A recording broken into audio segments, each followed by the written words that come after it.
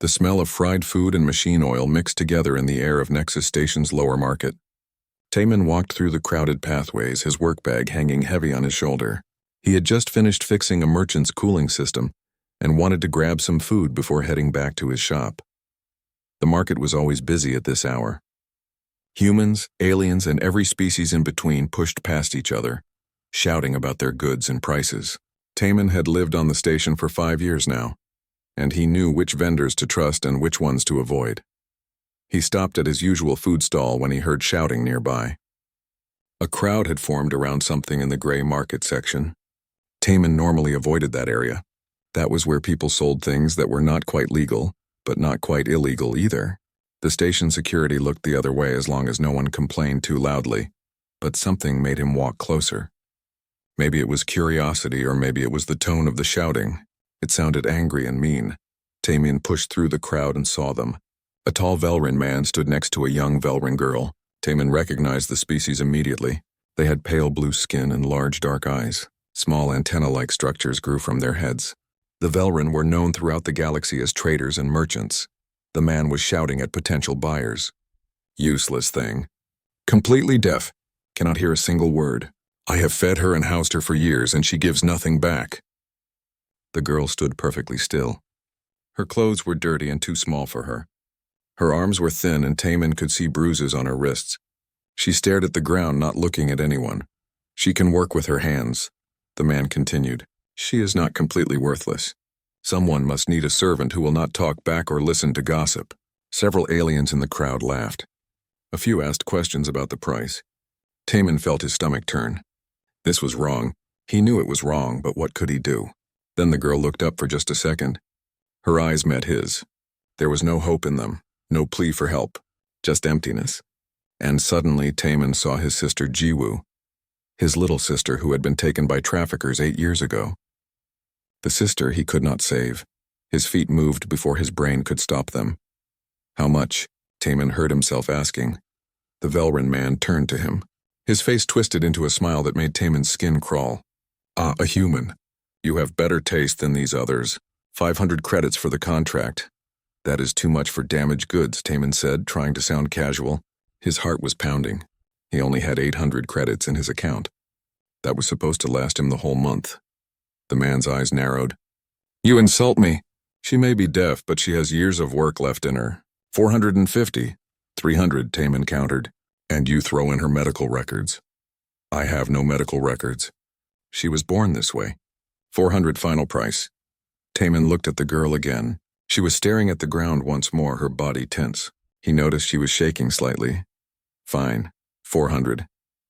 Taman pulled out his credit chip. The transaction took only a few minutes.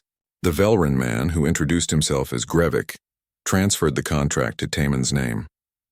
In the eyes of the law, the girl now belonged to Taman. The thought made him sick, but it was the only way to get her away from this man. Her name is Hana, Grevik said as he counted the credits. Good luck getting any use out of her. I certainly could not. He laughed and walked away without looking back at the girl. The crowd dispersed quickly, disappointed that the entertainment was over. Taman stood there with Hana, not sure what to do next. Come on, he said gently, then remembered she supposedly could not hear him. He gestured toward the main corridor. Hana followed him silently, keeping several steps behind. They walked through the station toward Taman's shop. People stared at them. A human with a Velrin servant was unusual. Humans and Velrins had a complicated history. There had been conflicts over trade routes and colonies. Most humans did not trust Velrins, and most Velrins thought humans were too emotional and unpredictable. Taman's shop was in the mid-level of the station, squeezed between a parts supplier and a noodle restaurant. The sign above the door read Taman's Repairs in 3 languages. He unlocked the door and held it open for Hana. She hesitated at the entrance, looking at him with those large, dark eyes.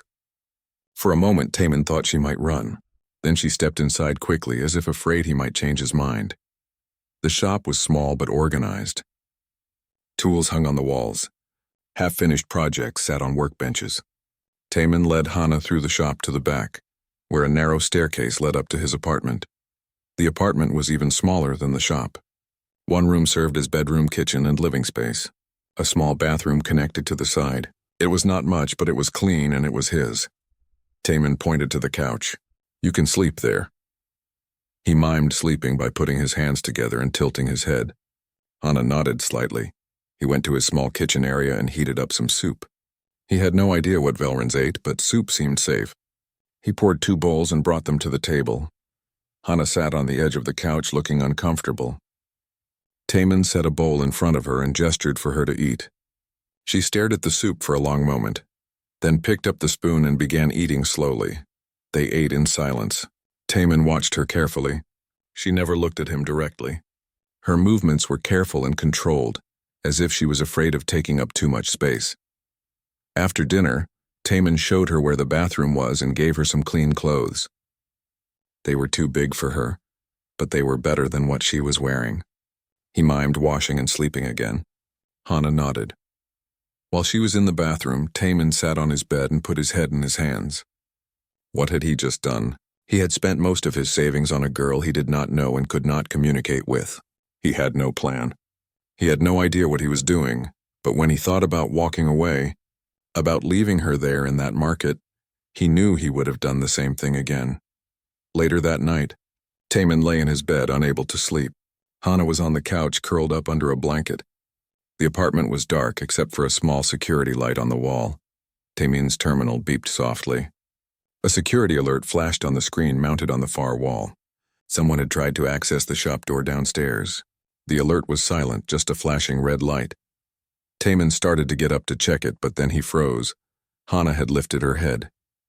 Her eyes were fixed on the screen across the room, the screen that was flashing silently in the dark. She stared at it for several seconds, then slowly lay back down. Taman's mind raced. The girl was supposed to be deaf. She should not react to a silent visual alert unless she saw it, but she was lying down. The angle was wrong. She could not have seen it from where she was, unless she had heard something. Unless she had heard the terminal beep. Taman closed his eyes and pretended to sleep, but his mind would not stop working. Something was not right about this situation. Something was not right about Hana, and he was going to find out what it was. The morning sun lamps flickered on throughout Nexus Station, simulating a dawn that did not exist in space. Taman woke up early as he always did. For a moment he forgot about the previous night. Then he heard movement in his living area. Hana was already awake, sitting on the couch with perfect posture. She looked at him when he emerged from his sleeping area, then quickly looked away. Taman made breakfast. Simple rice and eggs. He had no idea if Velrans could eat human food, but Hana had eaten the soup last night without problems. He set a plate in front of her and pointed to it. She ate slowly, methodically. Every movement seemed calculated. Taman watched her while pretending not to. Something about her behavior bothered him, but he could not figure out what. After breakfast, Taman opened his shop. He had 3 repair jobs scheduled for the day: a broken environmental control unit, a malfunctioning communication panel, and a damaged power regulator. Normal work. Hana followed him downstairs. Taman pointed to a stool in the corner and gestured for her to sit. He did not expect her to work. He had not bought her to work. He just did not want to leave her alone upstairs. The first customer arrived an hour later, Mrs. Chen, an elderly human woman who ran a clothing shop 2 levels up. She brought her environmental control unit in a hover cart. "Morning, Taman," she said cheerfully. Then she noticed Hana. "Oh, who is this?" "This is Hana," Taman said. "She is staying with me for a while." Mrs. Chen's expression changed. She recognized a Velran when she saw one. "I see. Well, I hope you know what you are doing, young man. Those people cannot be trusted." Taman did not argue. He just nodded and took the environmental unit to his workbench. Mrs. Chen left, glancing back at Hana with suspicion. As Taman worked, he explained what he was doing out of habit. He always talked to himself while he worked. It helped him think. He did not expect Hana to understand or hear him.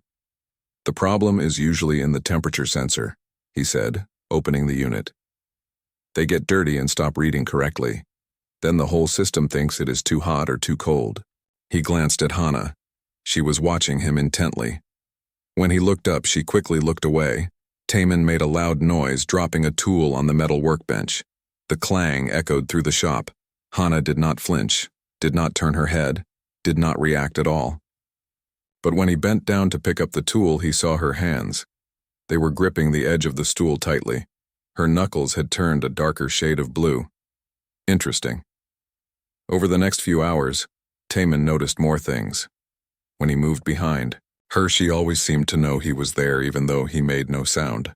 When his friend Junho burst through the door with a loud greeting, Hana showed no reaction. But when Junho walked to the other side of the shop, her eyes tracked him the whole way. Junho was a cargo hauler, built like a mountain with a personality to match. He grinned when he saw Hana. "Who is this little one?" "Hana," Taman said. "She is staying with me." Junho raised an eyebrow. "A Velrin? You know people are going to talk, right?" "Let them talk." Junho shrugged. "Your life, brother. Hey, I need you to look at my cargo scanner. It keeps giving false readings. Bring it by tomorrow, I am busy today." After Junho left, Taman continued his work. He showed Hana how to hand him tools by pointing to each one and naming it. Screwdriver, wrench, pliers. She caught on quickly, too quickly for someone who supposedly could not hear. By the end of the day, Taman had formed a theory. He did not want to believe it, but the evidence was clear. Hana could hear. She was pretending to be deaf. But why? That night, after they ate dinner in silence, Taman pulled up information about Velrin culture on his terminal. What he read made his blood run cold. In Velrin society, deaf individuals were considered defective. They were cast out of families, denied education, and often sold as servants. The Velrin language relied heavily on sonic frequencies that humans could not hear. A deaf Velrin could not participate in their own culture. But there was more. Taman found reports of abuse, families who beat their deaf children, merchants who worked them to death. The galaxy largely ignored it because it was considered an internal Velrin matter. Taman looked at Hana, who was sitting on the couch staring at nothing. How long had she been pretending? And what had been done to her to make her think this was the only way to survive? He decided to test his theory more carefully. Over the next week, Taman continued to watch Hana. He made sudden loud noises when she was not looking. She never reacted. But he also noticed she always knew when someone was approaching the shop, even when they were silent. She always knew when he was behind her. She understood his gestures too quickly, as if she was also hearing his words. Hana began helping in the shop. She learned fast, faster than any apprentice Taman had ever trained. She could identify parts after seeing them once. She understood complex repairs after a single demonstration. Her hands were skilled and precise. Customers reacted differently to her. Some, like Mrs. Chen, were suspicious and rude. Others ignored her completely. A few were kind, like old Mr. Kim, who ran the noodle restaurant next door. "That girl looks too thin," Mr. Kim said one day, leaving a container of noodles. "Make sure she eats." Taman did make sure she ate. Slowly, over the week, Hana began to look healthier. Her skin lost some of its dull quality. The dark circles under her eyes faded.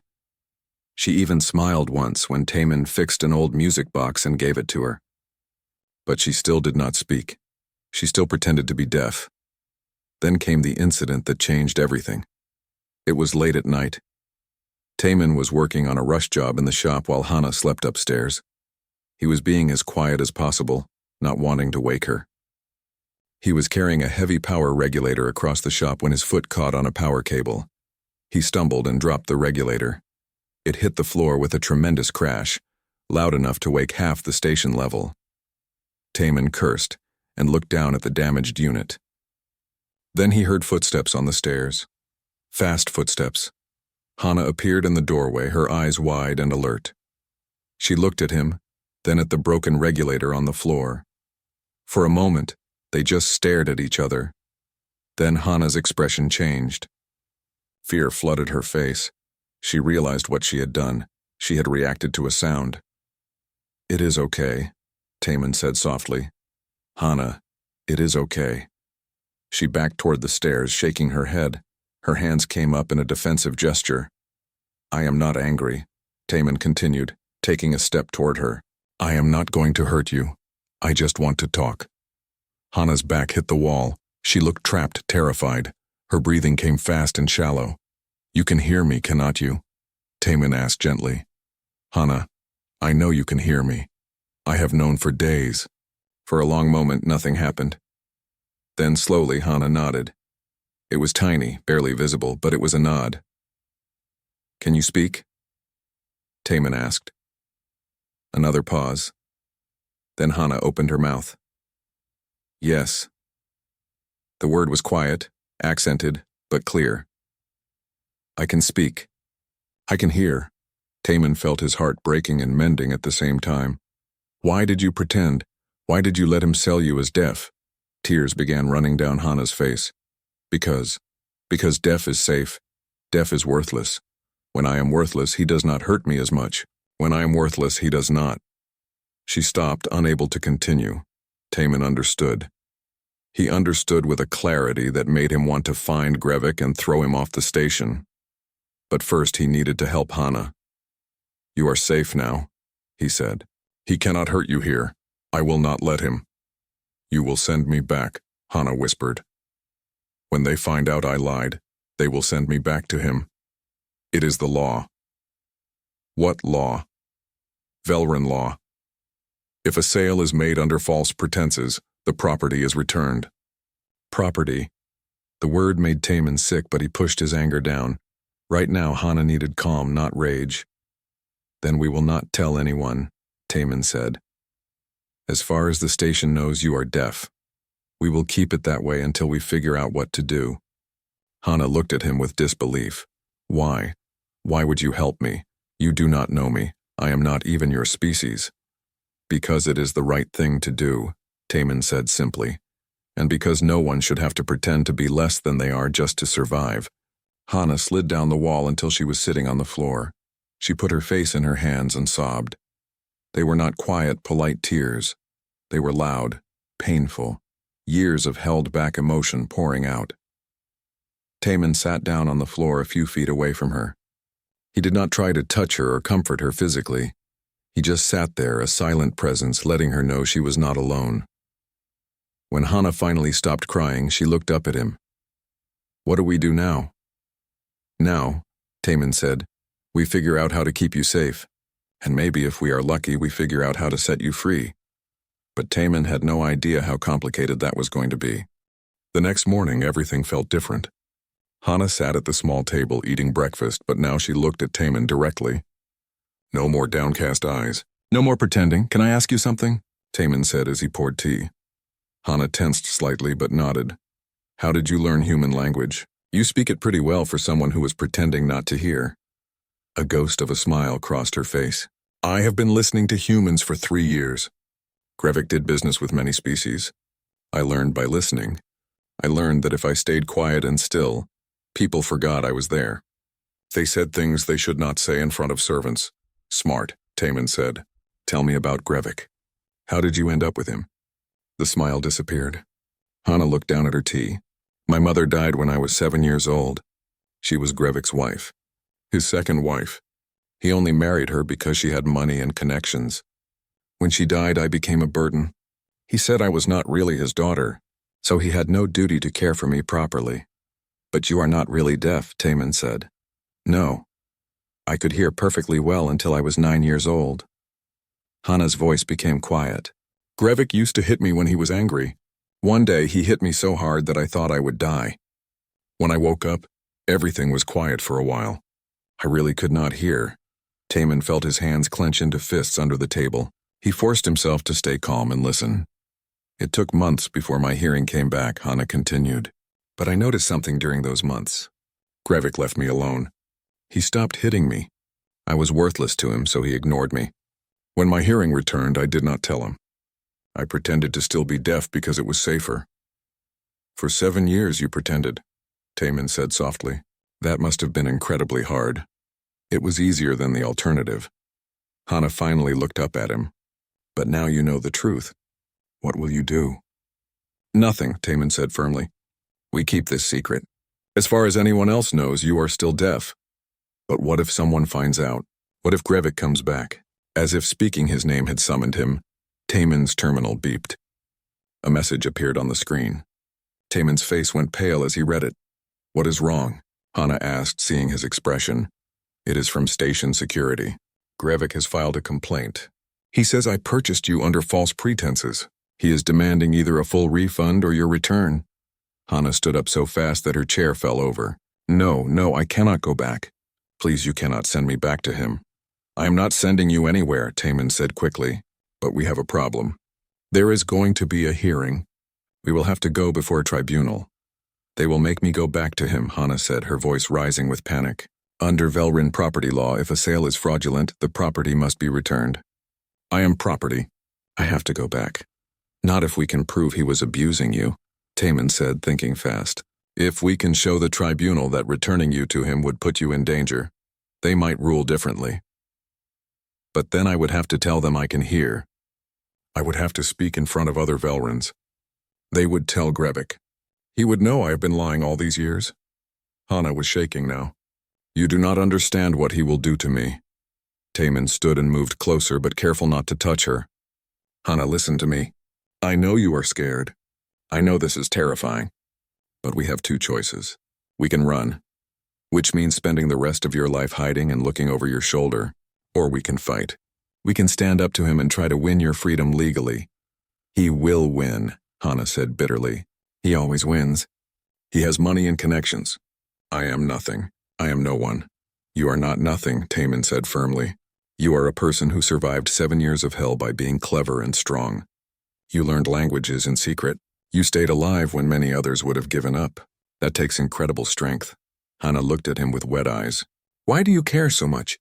You could just return me and get your money back. This is not your problem. Taman was quiet for a moment. Then he said, I had a sister once, Jiwoo. She was younger than me. When I was 24, traffickers took her. I tried to find her. I spent years searching, but I was too late. I never saw her again. I am sorry, Hana whispered. I could not save her, Taman continued, but I can help you. And maybe that does not fix what happened to Jiwoo, but it means something. It has to mean something. Hana was quiet for a long time. Finally, she said, what do we need to do? First, we need a lawyer, a good one who knows interspecies law. Then we need to document everything. Your injuries, your malnutrition, any evidence of abuse, and you need to be ready to testify, to tell your story in front of the tribunal. I do not know if I can do that, Hana said. You do not have to decide right now. We have some time before the hearing. Let us take this one step at a time. Over the next few days, Taman reached out to every contact he had. He needed a lawyer who specialized in interspecies rights and was not afraid to take on a difficult case. Most lawyers he contacted turned him down immediately. The case was too complicated, too political, too risky. Then Junho came through. I know someone, he said. Minji. She is a human rights lawyer. She works mostly with refugees and victims of trafficking. If anyone will take this case, it is her. Minji arrived at the shop 2 days later. She was a small woman with sharp eyes and an air of complete confidence. She listened to Hana's story without interrupting, taking notes on a tablet. When Hana finished, Minji sat back and thought for a moment. This is going to be difficult, she said honestly. Velrin property law is very clear. However, there are precedents for nullifying contracts based on fraud or abuse. The problem is proving it. Hana has scars, Taman said. She was malnourished when I got her. That has to count for something. It does, but Grevik will argue that he provided adequate care for a defective servant. He will say the scars are from clumsiness or self-harm. We need more. What about the fraud aspect? Taman asked. He sold her as deaf when she is not. Minji looked at Hana. That is actually complicated. From his perspective, he believed he was selling a deaf girl. If you never told him you could hear, he had no reason to think otherwise. The fraud was on your part, not his. So I am being punished for surviving, Hana said bitterly. I did not say that, Minji replied. I am just explaining how Grevik will frame this. But here is the thing. The law allows for what is called defensive deception. If you were lying to protect yourself from harm, that can be taken into consideration. We just have to prove that the harm was real and serious. How do we do that? Taman asked. We need evidence. Medical records, if there are any. Witnesses who saw the abuse. Documentation of his treatment of you. And most importantly, we need Hana to tell her story clearly and believably in front of the tribunal. Hana looked terrified. What if I cannot? What if I freeze up or forget what to say? Then we practice, Minji said gently. We practice until you can tell your story in your sleep. I will not let you go into that hearing unprepared.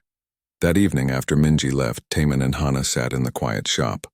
Outside, the station's artificial night had fallen. The lights were dimmed to simulate darkness. Are you okay? Taman asked. Hana shook her head. I am scared. I have been hiding for so long. The idea of standing up in front of everyone and talking about what happened. I do not know if I am strong enough. You are stronger than you think, Taman said. But you do not have to be strong all the time. It is okay to be scared. What if we lose? Hana asked quietly. What if the tribunal sends me back to him? Taman looked at her seriously. Then we will figure out another plan. I promise you, Hana, I will not let him hurt you again. Even if we have to leave this station and start over somewhere else, I will keep you safe. Hana's eyes filled with tears. Why? Why would you give up everything for me? Because someone should have done the same for my sister, Taman said. And because every person deserves a chance at freedom and safety. That includes you. 2 days later, they received the official notice. The hearing would be held in 1 week.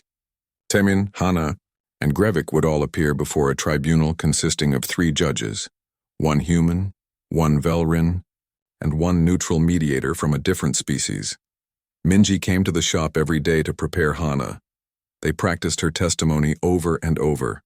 At first, Hana could barely speak without breaking down, but slowly, day by day, she became stronger. Her voice became steadier. Her words became clearer. Taman watched her transform. The frightened girl who had arrived at his shop was still there, but now there was something else too. A growing sense of determination. A spark of hope. On the evening before the hearing, Hana could not sleep. She sat on the couch staring at nothing. Taman made tea and sat down across from her. Whatever happens tomorrow, he said, I want you to know that I am proud of you. You have been incredibly brave. I do not feel brave, Hana said. I feel terrified. Bravery is not the absence of fear, Taman said. It is doing the right thing even when you are afraid. And that is exactly what you are doing. Hana looked at him with an expression he could not quite read. Thank you, Taman, for everything, for buying me, for believing me, for fighting for me. Whatever happens tomorrow, thank you.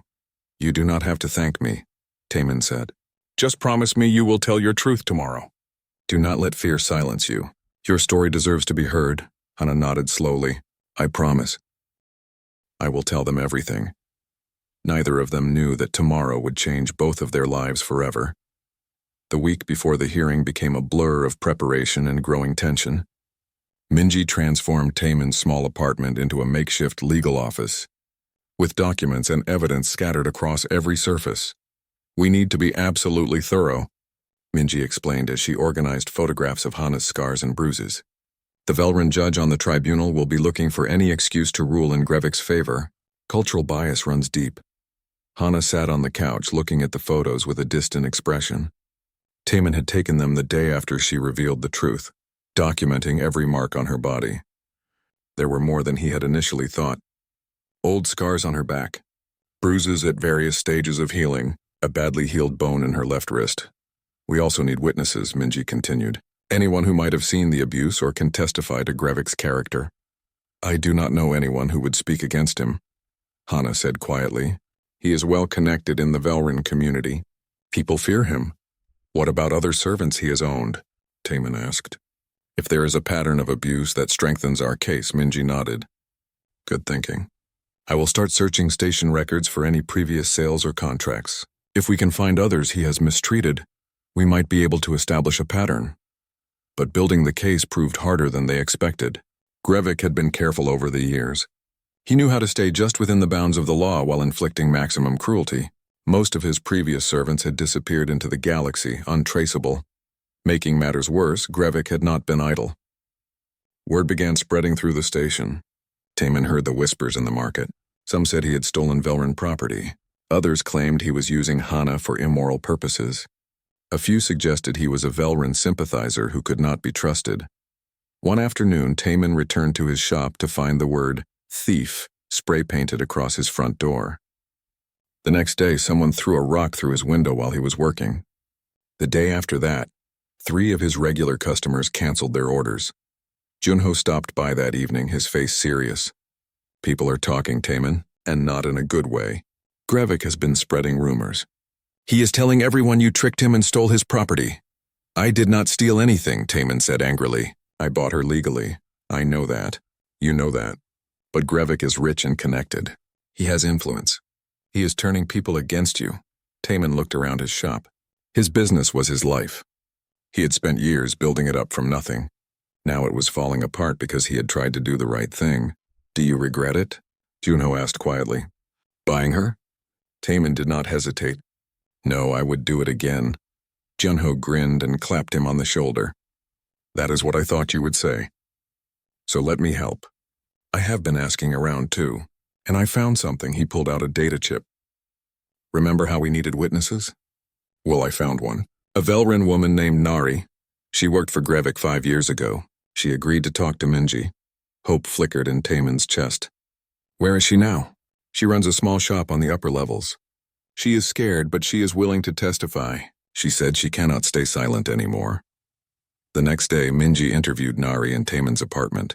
Hana sat quietly listening to the other Velrun woman's story. Grevik bought my contract when I was 14, Nari said. He told my family I would learn a trade and earn good money. But when I arrived, everything changed. He worked me 18 hours a day. He barely fed me. And when I made mistakes? She pulled back her sleeve, revealing burn scars. He punished me.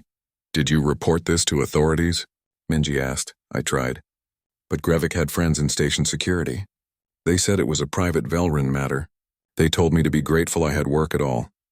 How did you get away from him? Taman asked. I did not. He sold me to another merchant when I turned 18. The new owner was kinder. He released me from my contract after 3 years. But I never forgot what Grevik did to me. Minji took detailed notes. Would you be willing to testify at the hearing? To tell the tribunal what happened to you? Nari hesitated. Fear showed clearly on her face. If I testify, Grevik will know where I am. He might come after me. We can request protection for you, Minji said. As a witness in a legal proceeding, you have certain rights. Rights mean nothing when you are dealing with someone like Grevik, Nari said bitterly.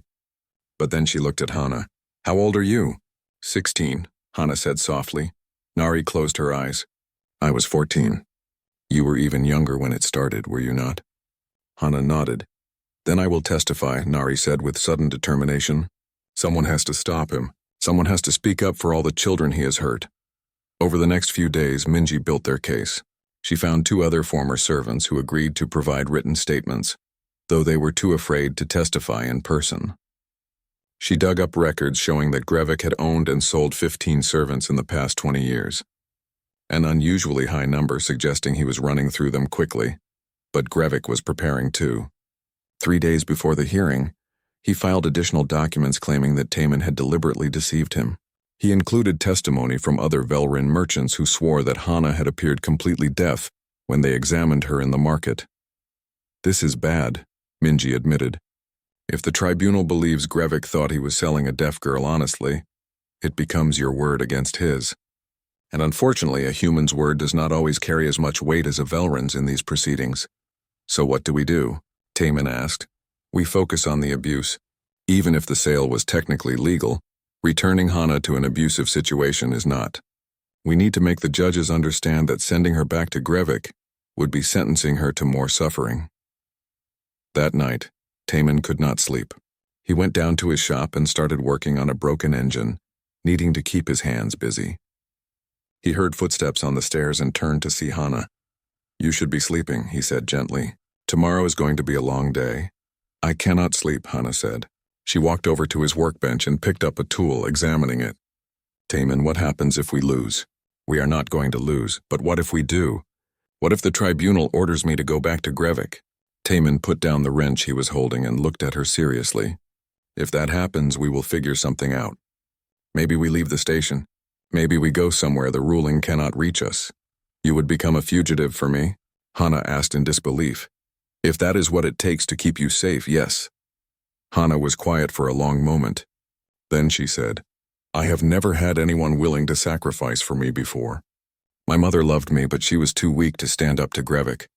After she died, I thought no one in the universe cared whether I lived or died. I care, Taemin said simply.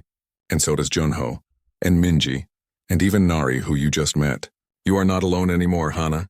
Tears ran down her face. I am so scared of tomorrow. I am scared of standing up there and telling everyone what he did to me. I am scared they will not believe me. I am scared they will think I deserved it. You did not deserve any of it, Taemin said firmly. What happened to you was not your fault, and anyone who cannot see that is blind. The morning of the hearing arrived too quickly. Taemin put on his best clothes, which were not very impressive compared to what others would wear.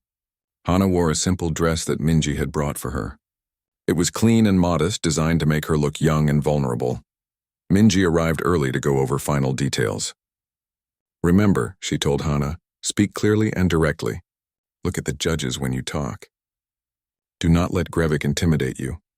You are not his property anymore. You are a person telling your truth. As they prepared to leave for the tribunal hall, Junho arrived with unexpected news. I found more witnesses, he said, slightly out of breath. 2 dock workers who used to deliver supplies to Grevik's residence. They are willing to testify about what they saw and heard. What did they see? Minji asked sharply. Servants with injuries, crying. One of them said he once heard screaming from inside the residence. He reported it, but nothing was done. This was the break they needed. Minji quickly added the witnesses to their list and sent the updated documents to the tribunal. As they walked through the station toward the tribunal hall, Taemin noticed how people stared at them. Some looks were sympathetic. Others were hostile. The case had divided the station community. Outside the tribunal hall, they found a small crowd gathered. Some held signs supporting Hana. Others held signs supporting Grevik and Velrin rights. Station security kept the 2 groups separated, and there, standing near the entrance with his lawyer, was Grevik. He looked exactly as Taemin remembered, tall, imposing, with cold eyes that showed no emotion. When he saw Hana, his expression did not change, but something flickered in those eyes. Something that made Taemin instinctively step closer to Hana. Grevik said something to his lawyer, then walked directly toward them. Security moved to intercept, but he stopped just outside their reach. Still pretending to be deaf, little Hana? Grevik said in the Velrin language. He spoke loudly, clearly expecting no response. Hana tensed but said nothing. Grevik smiled. I will have you back by nightfall, and then you will learn what happens to servants who betray their masters. She is not your servant anymore, Taemin said coldly, and she never will be again. The tribunal hall was smaller than Taemin had expected. Plain white walls, efficient lighting, and 3 elevated seats where the judges would sit. No decoration, no drama, just cold institutional justice. Taemin and Hana sat at one table with Minji. Grevik and his lawyer sat at another. Between them was empty space that felt like an ocean. The 3 judges entered through a side door. The human judge was a middle-aged woman named Chen with tired eyes that had seen too many difficult cases. The Velrin judge was an older male named Kalith, his face unreadable. The mediator was a Threxian, a species known for their logical minds and fair judgment. His name was Vorks. This hearing will determine the validity of a contract sale and the proper disposition of the individual known as Hana, Judge Chen began. We will hear testimony from both parties and render judgment based on station law and interspecies treaty agreements. Grevik, as the complainant, you may present your case first. Grevik's lawyer stood. He was smooth and professional, his Velrin accent barely noticeable when he spoke human common language. Thank you, honored judges. This case is simple. My client sold a defective servant to Taemin in good faith. He disclosed that the girl was deaf and priced her accordingly. Now we have learned that she is not deaf at all. She can hear and speak perfectly. This is clear fraud and the contract must be nullified. The property must be returned to my client along with monetary compensation for his troubles. The girl in question is not property, Minji interjected. Under Velrin law, she absolutely is, the lawyer countered. She was legally contracted to my client through her mother's marriage agreement. When the mother died, all contracts transferred to my client as head of household. Judge Caleth, the Velrin judge, nodded slightly. This was not looking good. Furthermore, the lawyer continued, my client has documentation showing that he sought medical treatment for the girl's deafness. He provided food and shelter. He acted as any reasonable guardian would. The fact that she deceived him does not reflect on his character but on hers. Minji stood. May I present our case? Proceed, Judge Chen said. Thank you. Yes, Hana pretended to be deaf, but she did so out of desperate self-preservation. My client Taman has evidence of systematic abuse. We have medical scans showing old fractures, burn scars, and signs of malnutrition. We have witness testimony from other individuals who suffered under Grevik's care. This was not a simple contract dispute. This was a rescue from an abusive situation. Abuse is a strong accusation, Judge Vork said in his clicking, translated voice. Can you prove it? We can, Your Honor. We have multiple witnesses prepared to testify. Over the next hour, the tribunal heard testimony from Nari, who described her own abuse under Grevik's ownership. She showed her scars. She spoke clearly about the beatings, the starvation, the threats. Grevik's lawyer tried to discredit her, suggesting she was lying for attention or money. But Nari stood firm. Then came the dock workers who testified about what they had seen and heard at Grevik's residence. The crying servants, the visible injuries, the screaming they had reported to security but which was ignored. Grevik's lawyer objected repeatedly. Hearsay, circumstantial, culturally biased interpretation. These humans do not understand Velrin discipline practices. Judge Caleth seemed to agree. In Velrin culture, physical discipline of contracted servants is not considered abuse. It is considered proper management. Even when it breaks bones, Minji challenged. Even when it leaves permanent scars? Even when the servant is a child? The girl was not a child in Velrin terms, Grevik's lawyer said. She reached maturity at age 12 in our culture.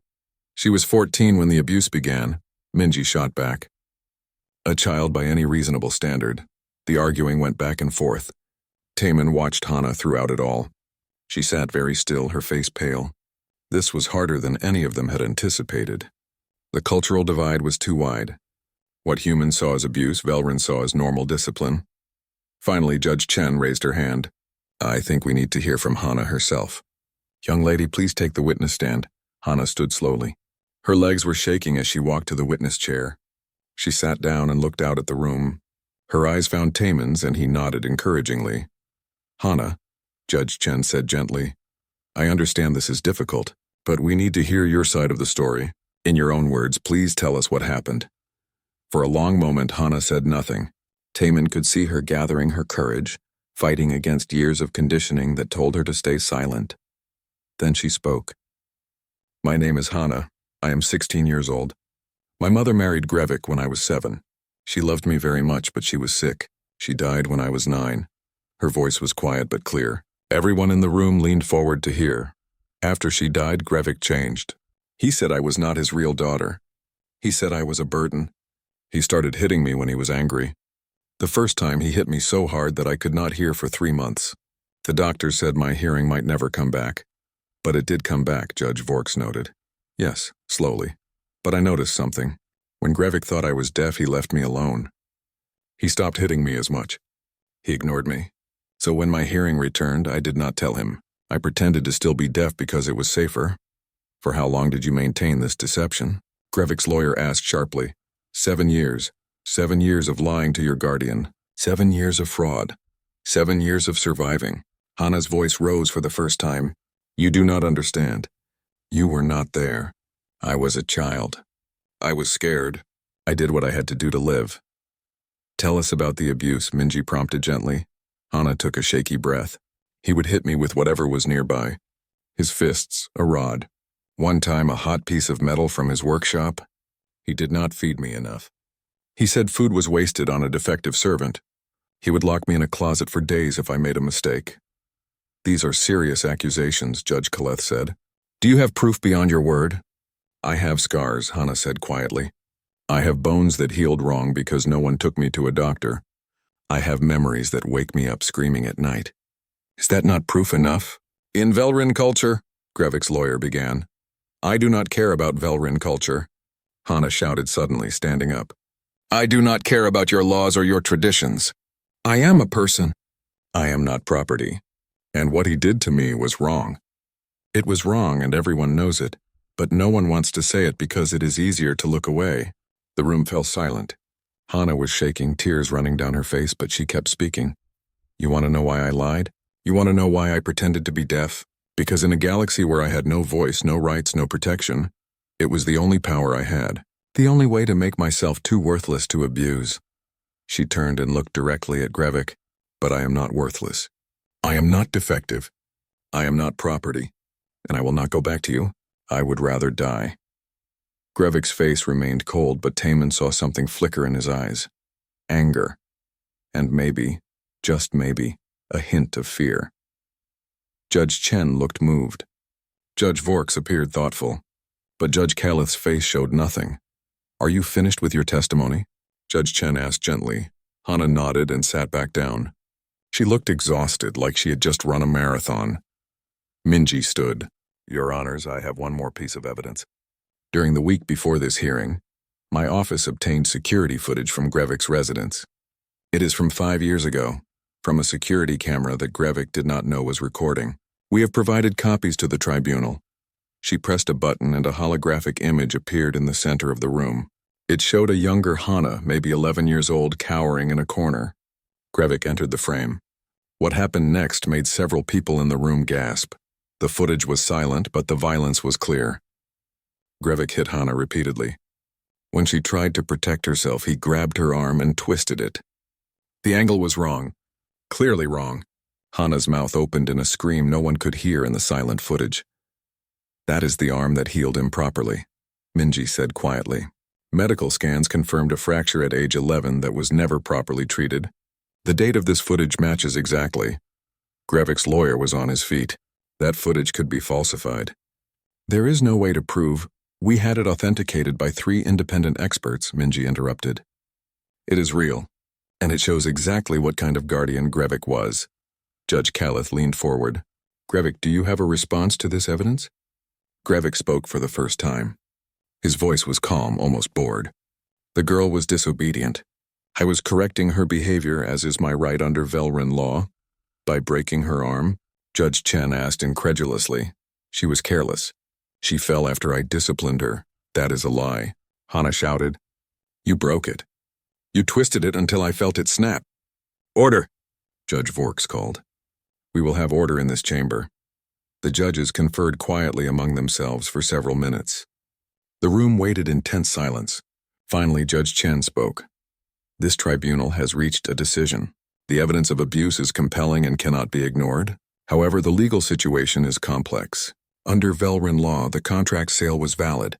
Under human ethical standards, returning Hana to Grevik would constitute knowing endangerment. Taman held his breath. Therefore, Judge Chen continued, we rule that the contract sale stands. Hana will not be returned to Grevik.